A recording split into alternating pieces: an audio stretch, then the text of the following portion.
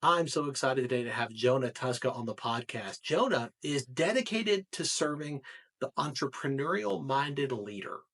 He's a lifelong learner and action taker. He believes discipline is destiny. You reap what you sow. He helps grow and scale the largest customer acquisition channel at a fast paced B2B SaaS company called High Level.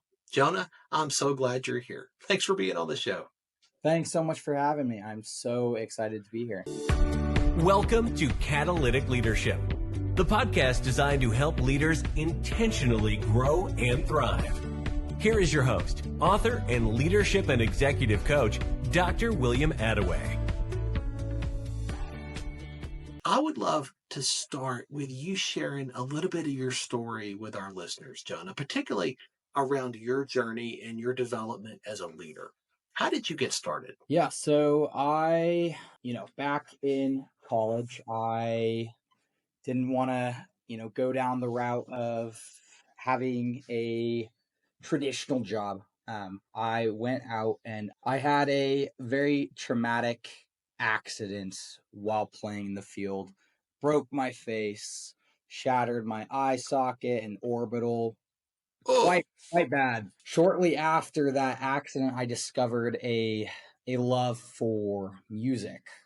I started a record label in the lo-fi hip hop space, where I would go out, I'd recruit artists, bring them onto our roster, and help them scale up under our label. I transitioned that into a music marketing education company, brought on a label manager to handle the day-to-day of the music label, and for 3.5 years that's what I was doing. I was running this music marketing education company. I had that label manager working. It started as a artist label relationship, blossomed into a partnership over the years, which was amazing. He was fantastic. He still runs that label to this day, which is amazing. But all that to say, during that time, I discovered a software product called High Level. I thought it was the best thing since sliced bread, and since then I joined the team. I've been working at High Level in our strategic partnerships, the affiliate team, since April of 2023. stepping into High Level, like that's an interesting shift from a record label to a CRM. What drew you in? Yeah, so I was a big user of a lot of different software products at the time. I was selling my primary offer in the music marketing education company was a digital product. So I was selling that exact thing through sales funnels, and I had an email list, and I was doing all sorts of marketing myself. I was using software products that were probably totaling expenses around $1,500 a month between all the different things I was using. Ooh. And I, through that pain point of, hey, like, there were some other things, but through that pain point, I discovered High Level, and I realized I could migrate everything over into an all-in-one solution and only pay, for a solopreneur, for a team that's smaller. You can run your business for $97 a month. So it was it was a no-brainer for me in my position. I hadn't even realized I could run an agency on the platform yet. And I just realized, oh, this is a great solution for anyone that's using tons of different tools. And so with that, I'd always had a knack for digital marketing. And the reason I love serving artists so much in the record label and the music marketing education company is because these individuals were driven, they were passionate, they were entrepreneurial in nature. They wanted to build and grow something that was their own. They had all this passion around this thing. They wanted to go out and they wanted to share that with the world. And so for me, who had always had a knack for that, it was very easy to lean into that service of that crowd, because it's like, I want to help these people, like, follow their mission, follow what they're supposed to be doing. And so the transition from the music industry to a B2B SaaS company, it's like, what does that look like, right? Well, the avatar I serve nowadays, they're more business minded, but it's the same exact spirit. They're entrepreneurial. They're trying to build and grow amazing businesses that serve people. Specifically, I serve our affiliate base. These are some of the best digital marketers in the world. And again, they're very entrepreneurial in nature. I'm there to help serve that exact same spirit as before. But this time, they have a little more business acumen, which makes the marketing side of things a little easier. I love that. I switched to high level about a year ago. A year ago this month, I had met Chase Buckner at an event we were both speaking at down in Tampa. Yeah. And I thought, I had heard so many of my clients are in the agency space, and they had talked about high level, and I thought this is an agency focused product, which is great. I'm glad, and they seem to be just over the moon about it. I did not know what you just shared, that this was something that an entrepreneur could use to run their business, for a team. And when I started talking and I heard that for the first time, I was like, huh. And then I started looking at exactly what you described.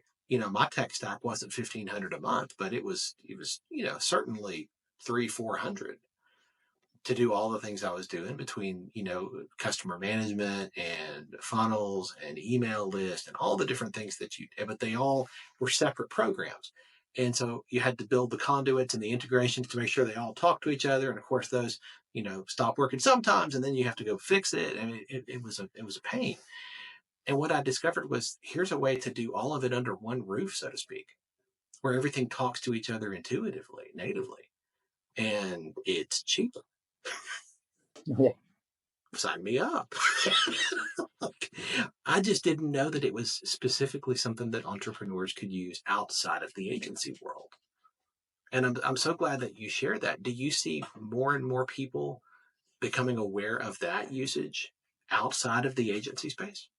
Yeah, and at the end of the day, it's a tool, right? And so you have all these tools that are designed for end user businesses. So the small business, the entrepreneur, the solopreneur who, they might not necessarily be working with an agency. They might have their tech stack in-house. They might be doing their own solutions. So there's quite a few.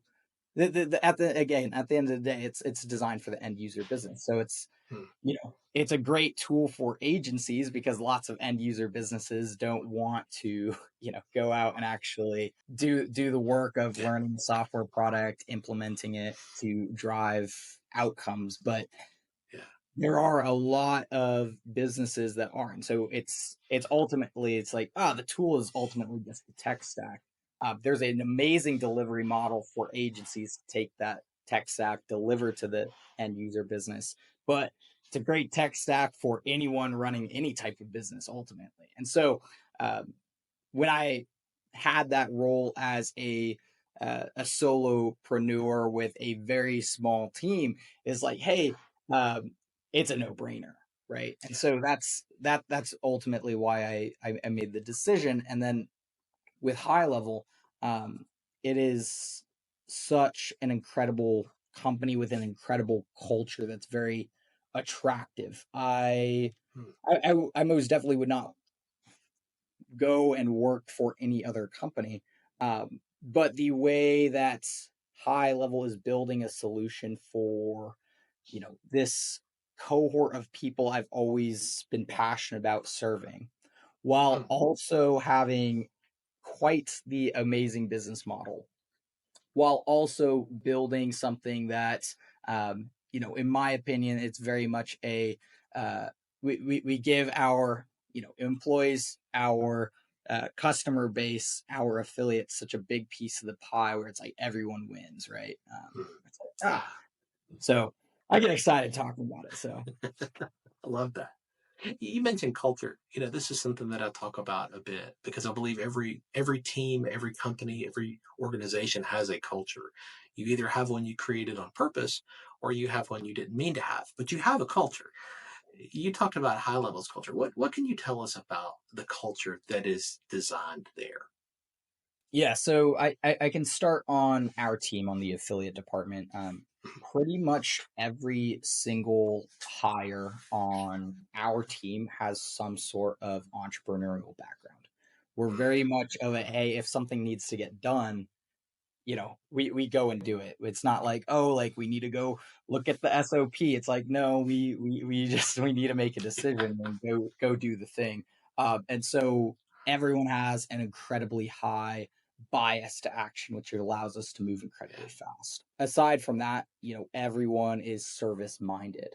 And some of these things you can't train right out of the gate, but so, you can distill it down to a framework, but it takes time. But a lot of our team is service minded. We're serving people at the end of the day. And so having those characteristics in our culture, pretty much everyone across the company is incredibly customer minded. From our dev team, it's like, going out into the trenches. We might have product lead going out into the trenches, learning the ins and outs of what some agency owner on the other side of the world might need in order to, continue, using the tool effectively. And they go back to the team, they distill that down so we can actually build it out. From the customer service side of things, it's like, every single customer having a one-on-one touch point.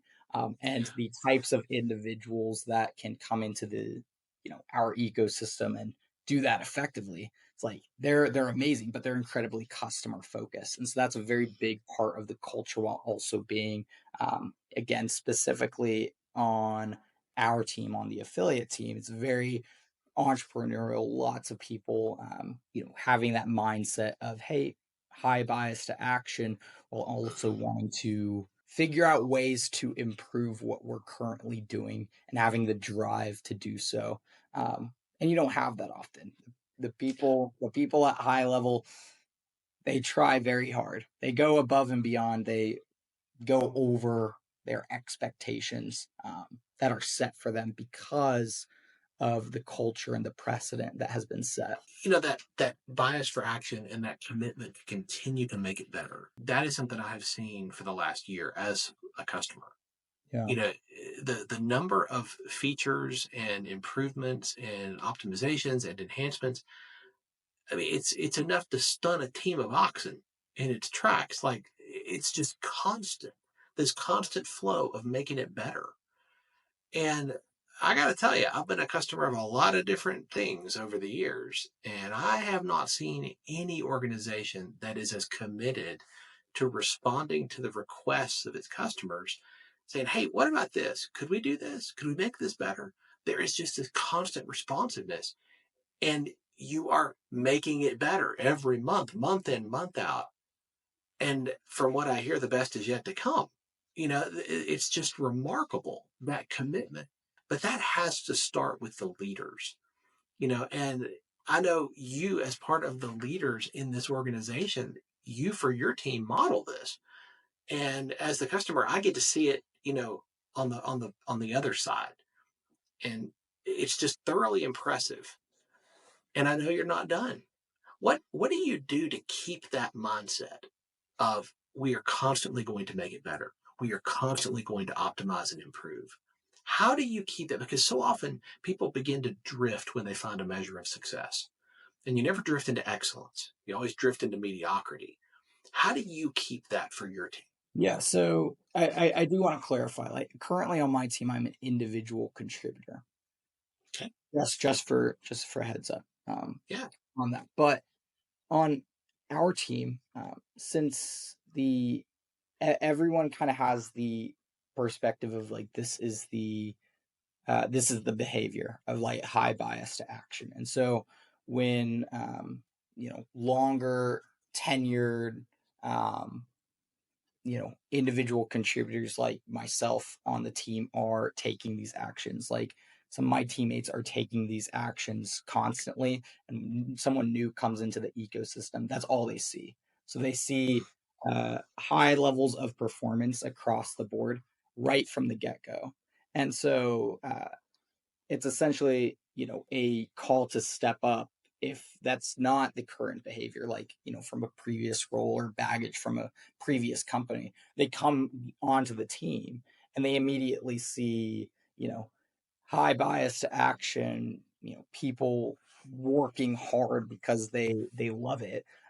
And they see that passion right from the get-go.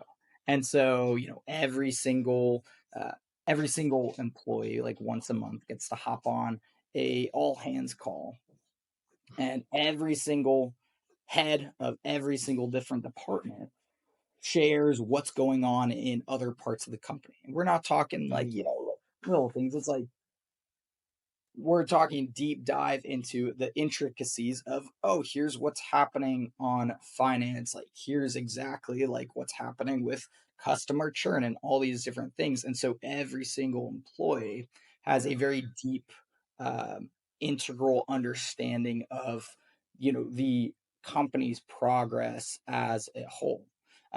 Along with Sean, Varun, Robin, giving their little segments. But ultimately, for me, it's like, I have a good grasp on everything that's going on inside of high level, and that enables me to take more ownership in my current role because I can see the whole vision, because that's properly communicated to everyone on a monthly basis. So as that vision is communicated, Yeah. as it begins to trickle down through the organization, is that what keeps that bias for action? Is that what keeps that commitment to make it better?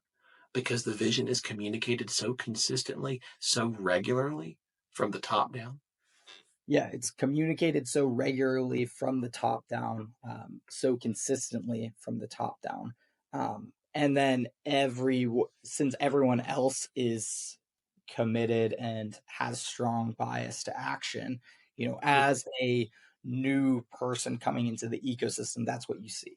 It's like, I also have to step up and I have to take on this role of, high bias to action, is he's like, because it's what everyone else is doing. And so there's that peer dynamic as well, where it's like, if you came in and you don't have that, but everyone else does, it's like, there's that inner call to be like, maybe I should step up. And so that's a big part of it, because everyone else already has that behavior from the get-go. That's what's normative in the culture.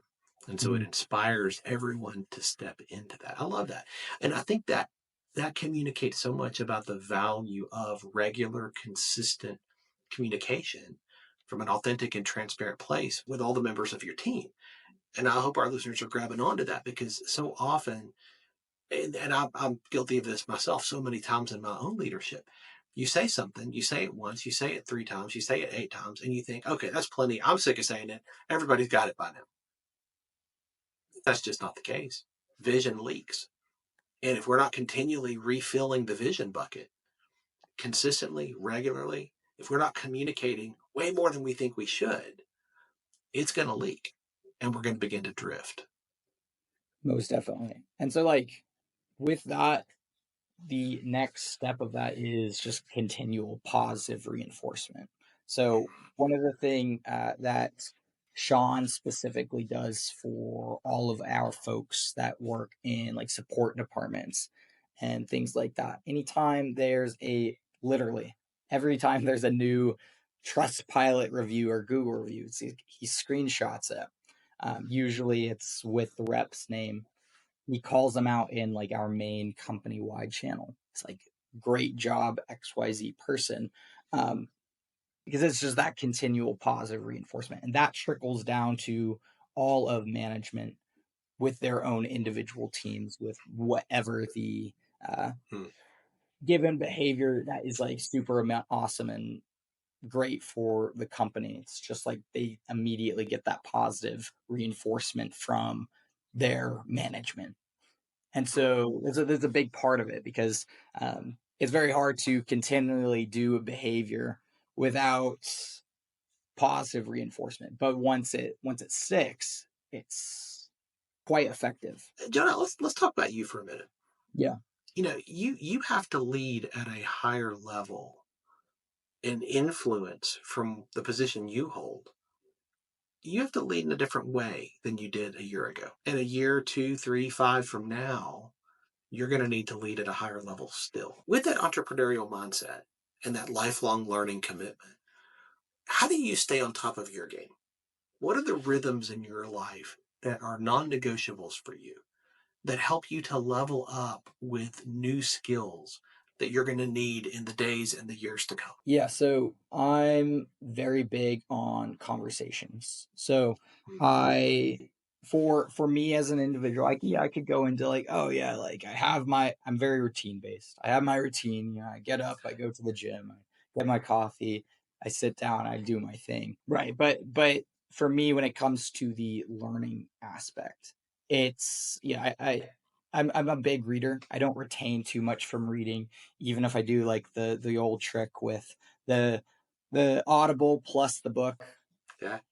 I don't retain as well versus having very direct, deliberate conversations with people that are at a step or two above where I am. It's more tangible, it's more actionable for me right then in that moment. And so, I learn from everyone because everyone is a step or two above where I am in some regard to their life. Yeah, they might be, a step or two above, like in their health and wellness. They might be a step or two above in their career. They might be a step or two above in their digital marketing skills. And so I really lean into where I see this person as at a higher level, and lean into building deep relationships with those people so I can soak up what they know in those particular areas. And that's been my style for learning for the past few years. I used to, back in the day when I was, running this music marketing education company, I had a $1,000 budget every month that would just go towards education. And so it was like, oh, I'd get like a Facebook ads course or a speaking course and all, or like coaching from XYZ person. But I found that not to be as effective as what I'm doing now, where I'm going out, I'm deliberately finding someone who's a step or two above where I currently am, and soaking up what I can in that vertical.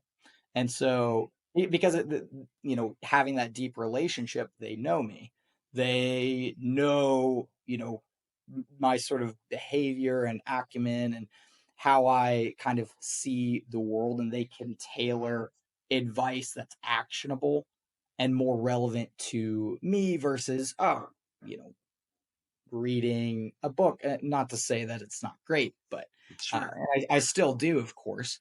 It's just I get a lot more of that like tangible, actionable advice that helps me move forward with this strategy. So That's good.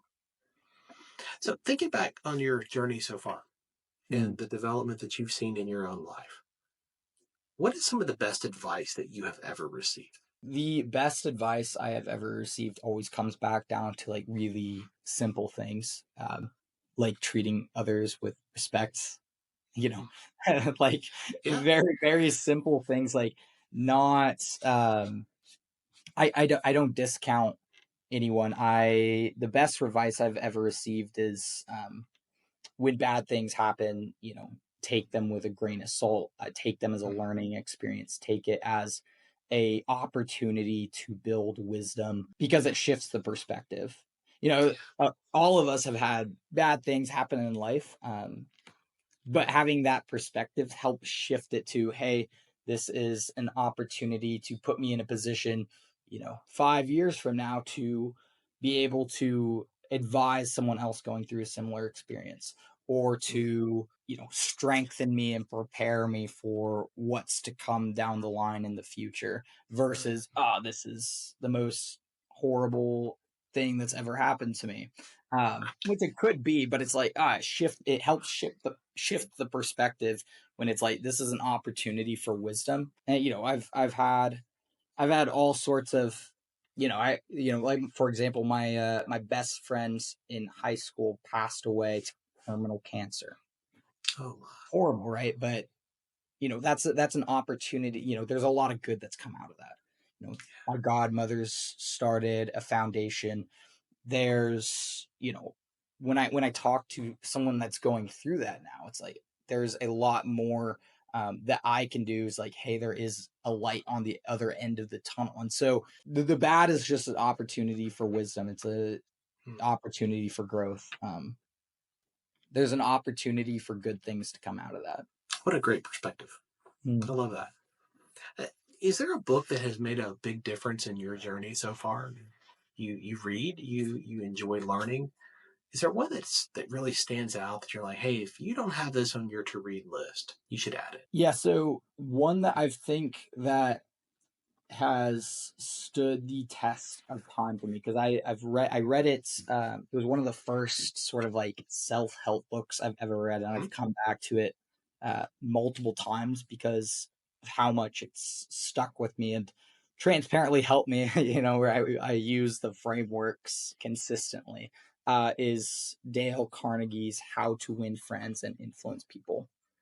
There's so much tangible, actionable advice and frameworks of like, you do this, like using someone's name, it's their favorite word in the English language. It's like, their name. It's like, that's so stupid simple, and it's just such an effective thing to like implement when, especially in a role or a position. I imagine many leaders are constantly having to network and build relationships with people.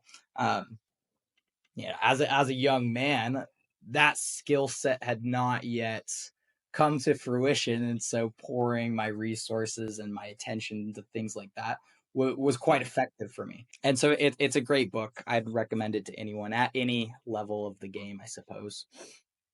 That's great. If you could share one thing that you want people to walk away with today from our conversation. People typically walk away with one big idea.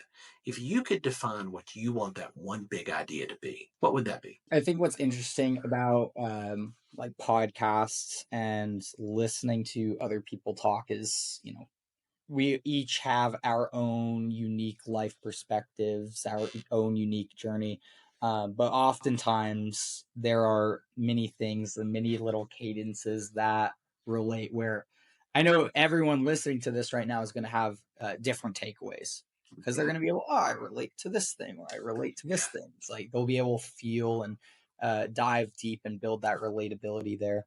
And so what I think the biggest takeaway kind of circles back to a point I made earlier, where like you legitimately can learn from anyone, right? Where it's like in different areas of life, people are at different levels of the game and different verticals. And so it's like there's an opportunity to dive deep and learn with anyone, regardless of where you might be in your own journey. And I think that makes it really easy to go out and take action and improve, because you realize you have your immediate network, where it's like you're going to be able to learn something impactful to your life from your neighbor, whether or not you know it yet. You're going to be able to learn something from your business partner, from your competitor, whatever it might be. Like those opportunities are there. So if you're ever feeling stuck, I know a lot of us feel stuck sometimes. It's like there is that opportunity to get out of those ruts. There are people around you constantly, regardless of what you might be doing on a day-to-day basis. I work from home, so I see people when I go to the gym and when I go hang out with friends, and when I go to events. But it's there's that opportunity to level up. And I think I guess on the topic of events are always, I think, a great place to go, just because it's lots of people at very similar levels. You'll definitely find someone a step or two above you. If you go to an agency event or a leadership event, you'll find someone a step or two above you in those categories. And so it makes it incredibly easy to level up in specific categories when you're kind of looking for that, in my opinion. Oh, so good. I love it. I agree. That's why I go to events. That's exactly it, because I want to level up and I want to connect with other people who are farther down the road than I am, because you can learn from anybody. Jonah, this has been so great. I so enjoyed our conversation. As always, I know people are going to want to stay connected to you and continue to learn from you and more about what you're doing. What is the best way for them to do that? Jonah Tuska on Facebook. I quite frequent Facebook nowadays. I didn't when I was younger, but here I am. So Facebook, Jonah Tuska, Instagram, Jonah Tuska, LinkedIn, Jonah Tuska. You can find me there. And we will have those links in the show notes. Jonah, thank you for your time and your generosity today in sharing from your story so far. And I know the best is yet to come. Thanks so much for having me, William. Thanks for joining me for this episode today. As we wrap up, I'd love for you to do two things. First, subscribe to this podcast so you don't miss an episode. And if you find value here, I'd love it if you would rate it and review it. That really does make a difference in helping other people to discover this podcast. Second, if you don't have a copy of my newest book, Catalytic Leadership, I'd love to put a copy in your hands. If you go to catalyticleadershipbook.com, you can get a copy for free. Just pay the shipping so I can get it to you, and we'll get one right out. My goal is to put this into the hands of as many leaders as possible. This book captures principles that I've learned in 20 plus years of coaching leaders in the entrepreneurial space, in business, government, nonprofits, education, and the local church. You can also connect with me on LinkedIn to keep up with what I'm currently learning and thinking about. And if you're ready to take a next step with a coach to help you intentionally grow and thrive as a leader, I'd be honored to help you. Just go to catalyticleadership.net to book a call with me. Stay tuned for our next episode next week. Until then, as always, leaders, choose to be catalytic. Thanks for listening to Catalytic Leadership with Dr. William Attaway. Be sure to subscribe wherever you listen to podcasts so you don't miss the next episode. Want more? Go to catalyticleadership.net.